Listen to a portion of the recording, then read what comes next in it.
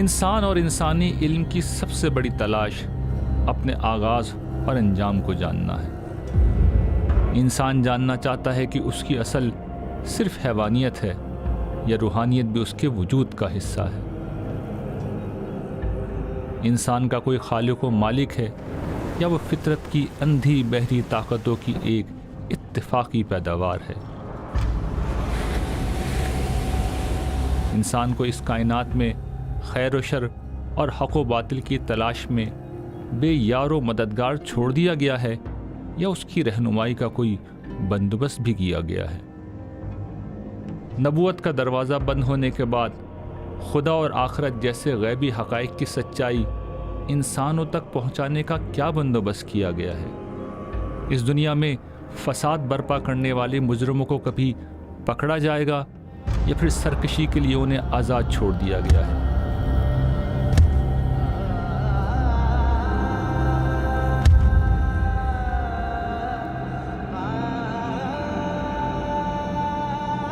شیاطین دنیا میں اگر پائے جاتے ہیں تو ان کی حقیقت اور نوعیت کیا ہے؟ انکار خدا کے اس دور میں ان سوالات کے جواب ڈھونڈنا ہر دور سے زیادہ اہم ہو چکا ہے۔ انسان کی کہانی میں ہم ایسے ہی سوالات کا جواب تلاش کریں گے۔ انسان کی کہانی محض ایک کہانی نہیں، یہ اپنی حقیقت کی تلاش میں ماضی کی طرف ہمارا وہ سفر ہے جو ہم میں سے ہر ایک کو اپنے مستقبل سے بھی روشناس کرائے گا۔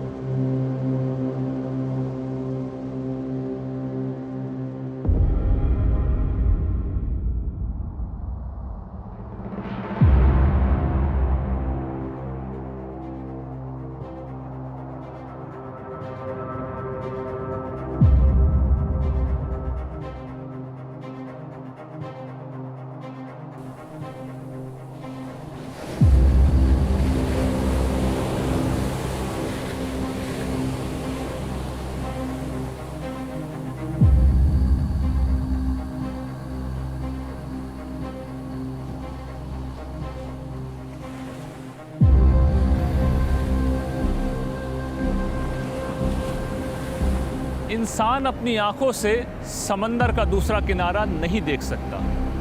یہی معاملہ اس لامحدود کائنات کا ہے جس کے کسی کنارے سے انسان واقف نہیں۔ یہ زمین جسے ہم آسمان کا دوسرا کنارہ سمجھتے ہیں، ساحل پر پڑے ریت کے اربوں خربوں ذرات کی مانند ایک معمولی ذرے کے سوا کچھ نہیں۔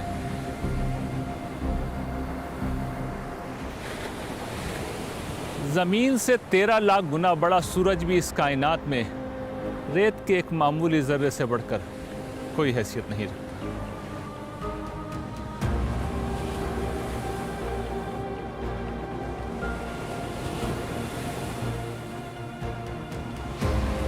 اگر ہم روشنی کی رفتار یعنی تقریباً 1 ارب کلومیٹر فی گھنٹہ کی رفتار سے سفر کریں تو معلوم کائنات کے ایک سرے سے دوسرے سرے تک پہنچنے کے لیے ہمیں 94 ارب سال درکار ہوں گے۔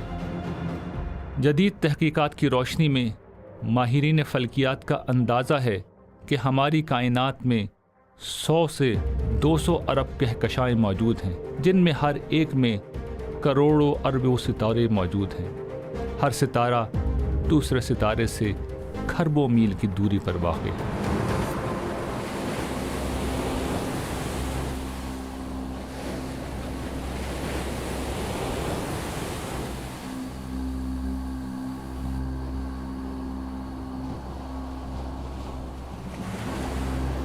اس ناقابل تصور حد تک وسیع و عریض کائنات میں یہ زمین واحد معلوم مقام ہے جہاں زندگی اپنے تمام تر حسن اور تنوع کے ساتھ جلوہ گر ہے۔ نظر نہ آنے والے بیکٹیریا سے لے کر زمین کو سبزے کی قبا پہنانے والے نباتات تک یہاں زندگی کی لاکھوں اقسام موجود ہیں۔ ہوا میں اڑنے والے پرندوں کی ہزاروں انواع سے لے کر زمین اور سمندروں میں رہنے والے لاکھوں اقسام کے جانوروں تک حیوانات کی ایک انتہائی متنوع دنیا یہاں پائی جاتی ہے۔ زمین پر پائی جانے والی زندگی کی 87 لاکھ انواع میں سے ایک انسان بھی ہے جو اپنے جسم کے لحاظ سے تو باقی انواع جیسا مگر اپنے شعور کے لحاظ سے ان سے بالکل مختلف اور بہت بلند۔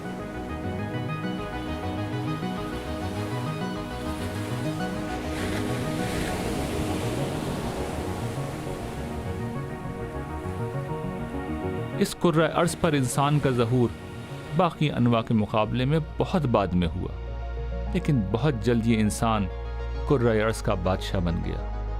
پچھلی چند صدیوں میں انسانوں نے سائنس کے علم میں غیر معمولی ترقی کی، اور اسی علم کی بدولت آج یہ انسان پرندوں سے زیادہ تیز رفتاری سے ہوا میں اڑ رہا ہے، مچھلیوں سے زیادہ تیزی سے پانی میں سفر کر رہا ہے، اور ہر جانور سے زیادہ رفتار سے زمین پر حرکت کر رہا ہے۔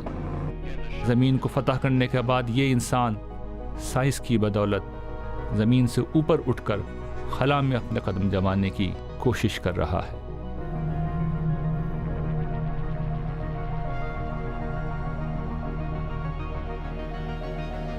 اس سائنس کا نام لے کر بہت سے لوگ آج ہمیں یہ بتاتے ہیں کہ اس کائنات اور انسانوں کا کوئی خدا، کوئی خالق نہیں۔ وہ یہ کہتے ہیں کہ یہ کائنات، ہماری کہکشاں ملکی وے، ہمارا نظام شمسی، یہ سیارہ زمین اور یہاں پائی جانے والی زندگی کی 87 لاکھ اقسام سب اتفاقات کا نتیجہ ہے۔ اس کائنات میں کار فرما حیرت انگیز قوانین جو علت و معلول کے بامانی سلسلے کو جنم دیتے ہیں، محض ایک اتفاق ہیں۔ سب سے بڑھ کر اس دھرتی پر نوع انسان کے 8 ارب افراد کا وجود ایک اتفاق کا نتیجہ ہے، اور اس اتفاق کا آخری انجام فنا کر دینے والی موت ہے۔ یہ بات اگر درست ہے تو اس سے زیادہ مایوس کن چیز اس دنیا میں نہیں پائی جا سکتی۔ انسان کا جسم بے شک مر جاتا ہے، مگر انسانی شعور مرنے کے لیے نہیں بنایا گیا، اور نہ وہ کسی طور موت کو قبول کرتا ہے۔ انکار خدا کا یہ دعویٰ مسلمہ سائنس کا علم نہیں کرتا۔ سائنس کائنات کی وسعت، اس میں کار فرما قوانین اور قوتوں کے بارے میں ہمیں بہت کچھ بتاتی ہے، مگر اس کائنات کا کوئی خالق ہے یا نہیں، موت کے بعد انسان دوبارہ جنم لے سکتے ہیں یا نہیں، ان جیسے سوالات کے جواب میں سائنسی علم کچھ نہیں بتاتا۔ یہ امور اس کے دائرۂ کار میں نہیں آتے۔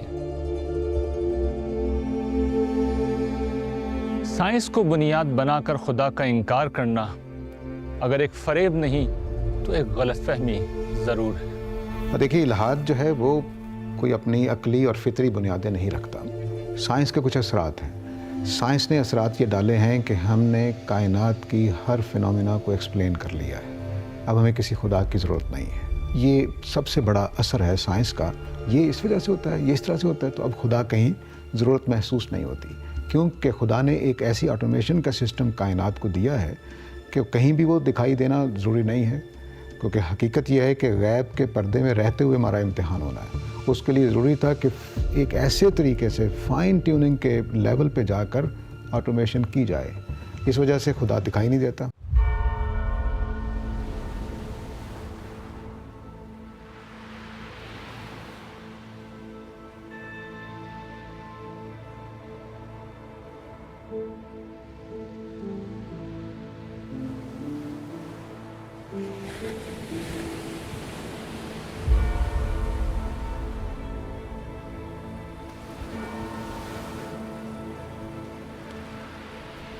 انسان کی کہانی نامی اس سیریز میں ہم حیات و کائنات کو خدا کے زاویے سے دیکھیں گے. ہم قرآن مجید کی روشنی میں بنیادی انسانی سوالات کے وہ جوابات پیش کریں گے جو مذہب یا درست الفاظ میں اسلام اور اس کی نمائندہ کتاب قرآن مجید پیش کرتی ہے، جس کا دعویٰ ہے کہ وہ کائنات کے خالق کا کلام اور ہر طرح کی تحریف سے پاک ہے. قرآن اپنے مقدمے کو دلیل کی بنیاد پر پیش کرتا ہے، اس لیے ہم قرآن کے ان دلائل کو تفصیل سے سمجھیں گے جو وہ اپنی بات کے حق میں پیش کرتا ہے. قرآن مجید ہمیں ہمارے ماضی اور مستقبل سے بھی روشناس کراتا ہے. دور جدید کے تصورات کے لحاظ سے کہا جا سکتا ہے کہ قرآن مجید ایک ٹائم مشین ہے جس کی مدد سے ہم انسان کی کہانی نامی اس سیریز میں ماضی اور مستقبل کے ایک سفر پر جائیں گے. یہ سفر تاریخ کے صفحات میں بھی ہوگا اور قرآن کی آیات میں بھی. یہ سفر کائنات کی وسعتوں میں بھی ہوگا اور انبیاء اور رسل کی داستانوں میں بھی. اس سفر میں ہم دیکھیں گے کہ انسان، کائنات اور خالق کائنات کا آپس میں کیا رشتہ ہے، انسان کا ماضی کیا تھا اور اس کا مستقبل کیا ہوگا. اس سفر میں ہم انسانی تاریخ کو خالق کے زاویے سے دیکھیں گے. اس لیے اس کہانی میں زیادہ تر انسانیت کے وہ گروہ زیر بحث آئیں گے جن میں خدا کے رسول اس کا پیغام لے کر آئے اور جن کی داستانیں قرآن مجید نے ہمیں سنائی ہیں. یہی وہ قومیں تھیں جن میں خیر و شر کی کشمکش اپنی کامل شکل میں برپا ہوتی رہی تھی.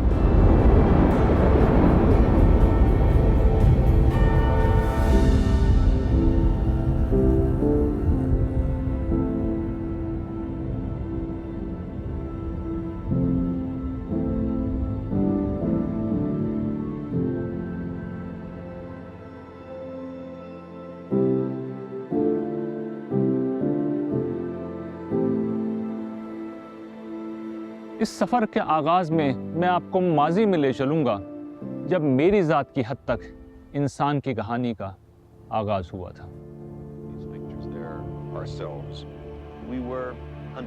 یہ کہانی 1980 کی دہائی میں اس وقت شروع ہوئی جب ہمارے ملک کے واحد ٹی وی چینل PTV پر معروف ماہر فلکیات کارل ساگان کی شہرہ آفاق ڈاکیومنٹری کاسموس ہفتے وار نشر ہو رہی تھی. میں بہت ذوق و شوق سے یہ ڈاکیومنٹری دیکھا کرتا تھا. Dogs, lions, and young women up in the skies. All manner of things of interest to us. We put their refrigerators, bicycles, rock stars. Carl Sagan ایک ایگنوسٹک تھے جن کا نقطہ نظر تھا کہ خدا کے وجود کو ثابت کرنے کے لیے اس کائنات میں کوئی دلیل نہیں پائی جاتی. انہوں نے کائنات کا تعارف خدا کے بغیر کرایا اور میرے ناپختہ ذہن میں ان گنت سوالات پیدا کر دیے. یہ سوالات مجھے تشکیک و الحاد یعنی ایگنوسٹسزم اور ایتھیزم کی سرحدوں تک لے گئے. قرآن نہ ہوتا تو یہی تصورات میری منزل تھے.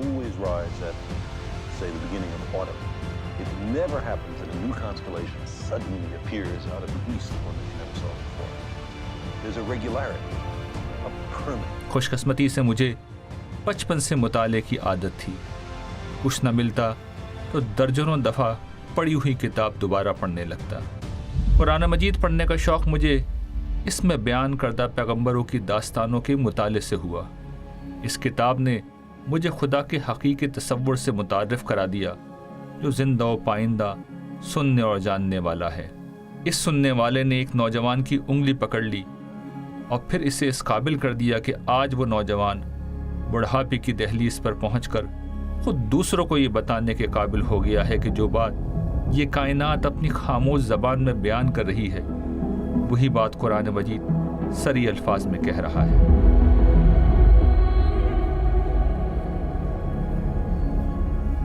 انسان کی کہانی کے آغاز میں اس بات کی وضاحت ضروری ہے کہ اس میں بہت کچھ آپ کو عجیب لگے گا، مگر سوال یہ ہے کہ جس دنیا میں ہم موجود ہیں کیا وہ پہلے ہی سے عجیب نہیں ہے؟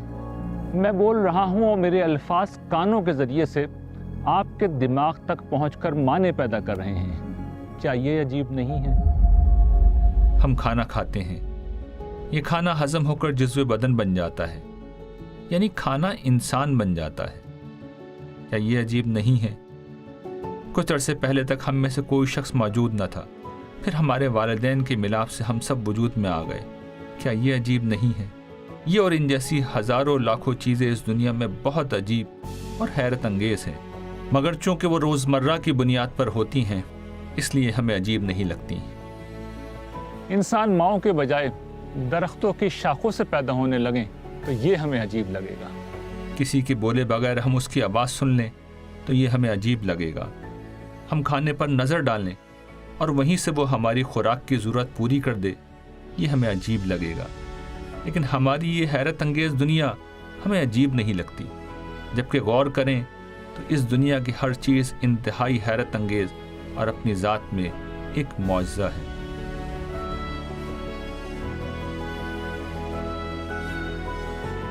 اس بات کو کسی صاحب علم نے اس طرح بیان کیا تھا کہ زندگی گزارنے کی دو سطحیں ہیں، ایک وہ جس میں کوئی چیز معجزہ نہیں لگتی، دوسری وہ جس میں ہر چیز معجزہ لگتی ہے۔ انسان کی کہانی میں سب سے عجیب چیز یہ کتاب قرآن مجید ہے۔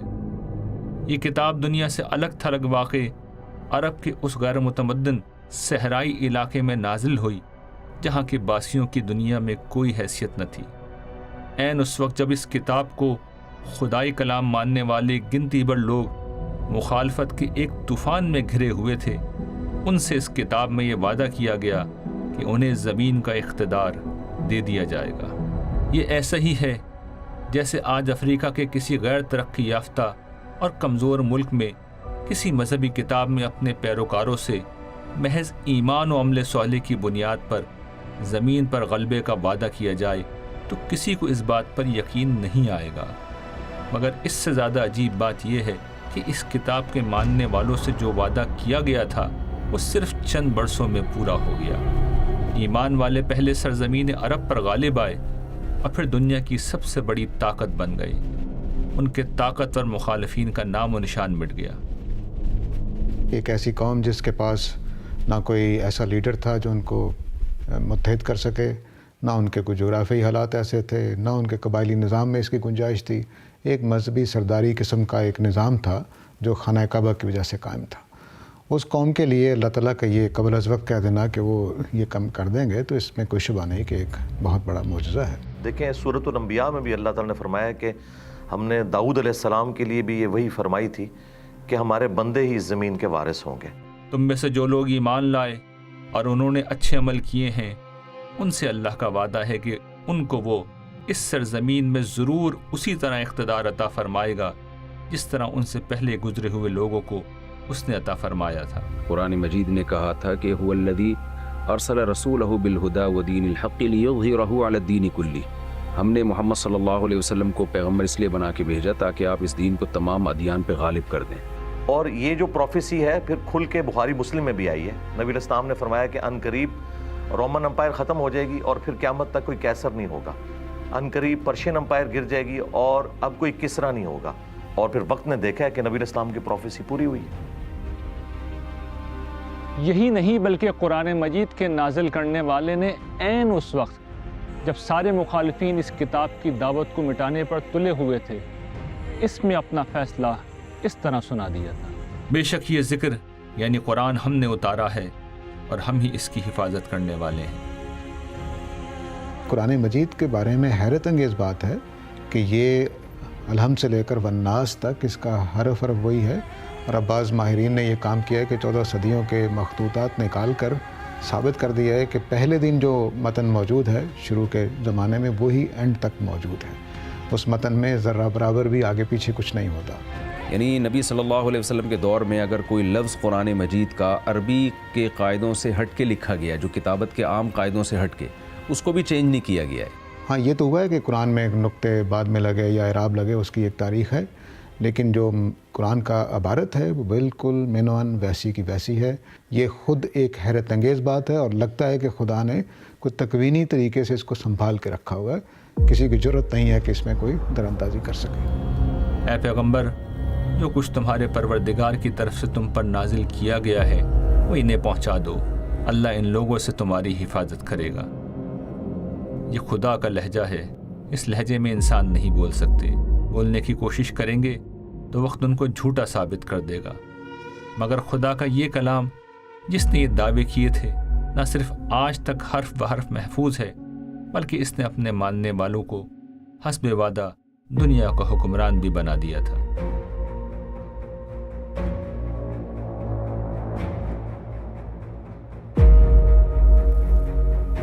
इस पर तफसीली गुफ्तगू हम इंसान की कहानी की आने वाली एक साथ में करेंगे। फिल वक्त इस बात को बयान करने का मकसद ये वाज़े करना है कि इंसान की कहानी में इस किताब की मदद से हम जो कुछ बयान करेंगे वो शायद आपको कुछ अजीब लगे, मगर उसे कोई फिक्शन हरगिज़ न समझिएगा। ये किताब अल्लाह ताला का कलाम है जो वक्त की हर कसौटी पर खरा साबित हुआ है।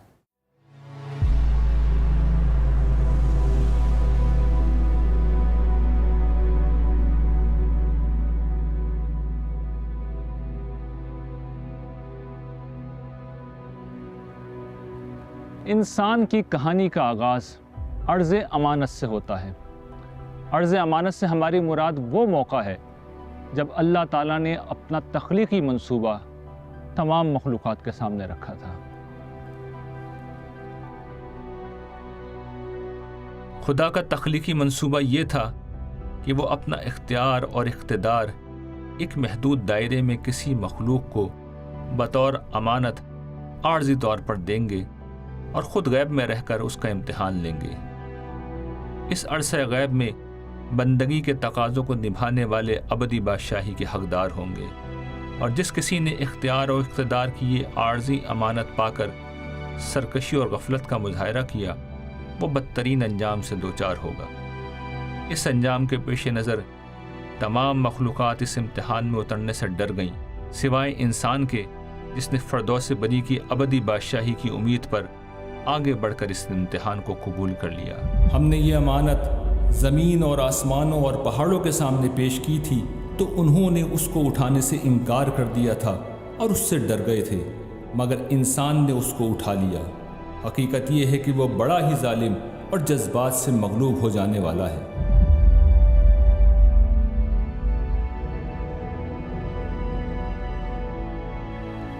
कुरान में बयान करदा इस वाक़े की सबसे अहम बात यह है कि इख्तियार और इख्तिदार सिर्फ़ और सिर्फ अल्लाह ताला के लिए है, जो उसने इंसानों को अमानतन दिया है।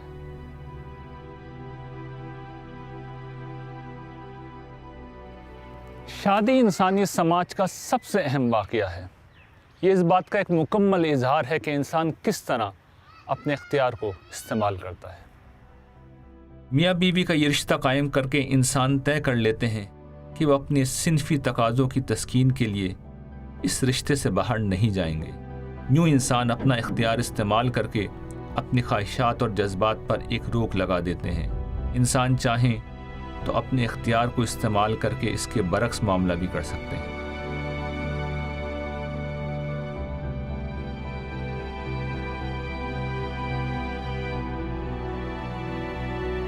ये इख्तियार जो इंसान ज़िंदगी के हर मामले में इस्तेमाल करते हैं, इस मादी कायनात में इंसान का सबसे इम्तियाजी बस है। इस दुनिया में सूरज, चाँद, तारे, हमारी ये ज़मीन और यहाँ पाई जाने वाली तमाम मखलूक़ात क़वानीन कुदरत के जबर में ज़िंदा रहती हैं। इंसान भी बास पहलुओं से इन क़वानीन के आगे मजबूर है, मगर एक वसी दायरे में इंसान को इख्तियार हासिल है। ये इख्तियार इस कायनात में किसी दूसरी मखलूक को हासिल नहीं। फरिश्ते सिर्फ उतना कर सकते हैं जितना अल्लाह ने انہیں اختیار دیا ہوا ہے، اس میں نہ وہ اپنی طرف سے کچھ ایڈ کر سکتے ہیں نہ مائنس کر سکتے ہیں، لیکن ہمارے لیے کیا آیا؟ فَأَلْهَمَهَا فُجُورَهَا وَتَقْوَاهَا، فجور بھی یعنی کہ برائی کا مادہ بھی، اچھائی کا مادہ بھی، ان کی پہچان بھی ودیت کر دی۔ اِنَّا هَدَيْنَاهُ السَّبِيلَ إِمَّا شَاكِرًا وَإِمَّا كَفُورًا، ہم نے ہدایت کا راستہ واضح کر دیا ہے، خواہ ناشکری کی روش اختیار کرو خواہ شکر گزاری کی روش اختیار کرو، دنیا میں اختیار دیا گیا۔ اس اختیار کے ہوتے ہوئے یہ اختیار اگر کائنات میں کسی کے پاس تھا نا تو وہ خدا کے پاس تھا، اس کے بعد اگر یہ اختیار کسی کو ملا ہے نا تو انسان کو ملا ہے، اگرچہ ہم اپنی باؤنڈریز کے اندر مجبور بھی ہیں، ان گیون سرکمسٹانسز کے اندر، میں کتنا بھی پھیل جاؤں اپنی کھال سے باہر نہیں نکل سکتا۔ ہماری جبلتیں ہمیں مجبور کرتی ہیں کہ ہم حصول خوراک، صنف تقاضوں کی تسکین، اپنی بقا کے دیگر لوازم اور اپنی خواہشات کی تکمیل کے لیے جد و جہد کریں، مگر زندگی کی اس جد و جہد میں ہم عدل و احسان اور پاک دامنی کا راستہ اختیار کرتے ہیں یا ظلم، حق تلفی اور بدکاری کی راہ لیتے ہیں۔ اس کا انحصار ہم پر ہے۔ اس وسیع کائنات کو ہم اپنی ضرورت و خواہش کی چراگاہ سمجھ کر جانوروں کی طرح چرتے پھرتے اور نسل بڑھاتے ہوئے مر جاتے ہیں، یا اسے معرفت رب کا دسترخوان بنا کر بندگی کی زندگی گزارتے ہیں۔ یہ ہمارا اختیار ہے، یہی اختیار ہماری کہانی کا مرکزی خیال ہے۔ انسان کے دو پہلو ہیں، ایک اس کا حیوانی وجود ہے، وہ تو جس طرح کہ قرآن نے بتایا ہے اسی دنیا میں جس طرح دوسری مخلوقات وجود میں آتی ہیں اسی طرح وجود میں آتا ہے۔ پھر اس کی شخصیت ہے، تو انسان کی وہ اصل شخصیت ہے جس میں ابدیت کا شعور دیا گیا ہے۔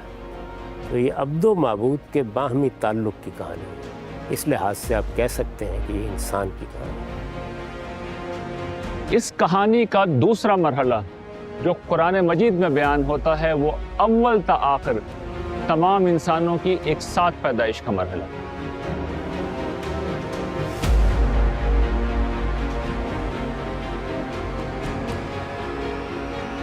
قرآن مجید کے مطابق اللہ تعالیٰ نے ابتدائے آفرینش میں تمام انسانوں کو ایک ساتھ پیدا کیا اور پھر انہیں خود ان کے اوپر گواہ بنا کر ان سے پوچھا کہ کیا میں تمہارا رب نہیں ہوں؟ سب نے ایک زبان ہو کر جواب دیا کہ کیوں نہیں، ہم گواہی دیتے ہیں کہ آپ ہی ہمارے رب ہیں۔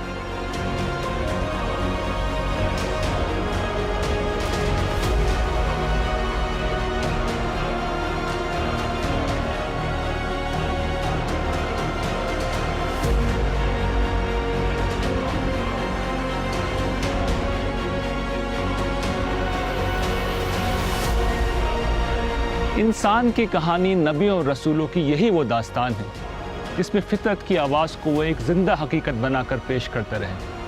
ہم نے آج انسان کی کہانی کا آغاز کیا ہے، مگر یہ کہانی بہت طویل ہے، اس میں بڑے مراحل آئیں گے۔ ان مراحل کو دیکھنے کے لیے، ان مراحل کو جاننے کے لیے، ان مراحل کی حقیقت کو سمجھنے کے لیے انسان کی کہانی کی اگلی اقساط دیکھنا نہ بھولیے گا۔